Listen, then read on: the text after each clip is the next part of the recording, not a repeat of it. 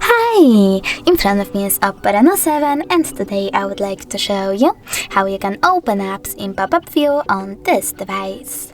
First of all, select one of your apps like Play Store and click on this button with 3 lines.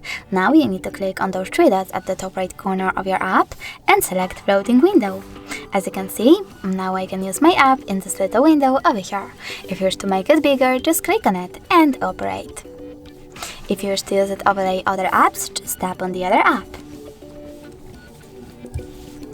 You can also move your app around by holding this line over here. And if you wish to close it, you can click on this X icon at the top right corner or just simply close your app in the background. Thanks so much for watching. If you enjoyed this video, leave a like, comment and definitely subscribe. Bye!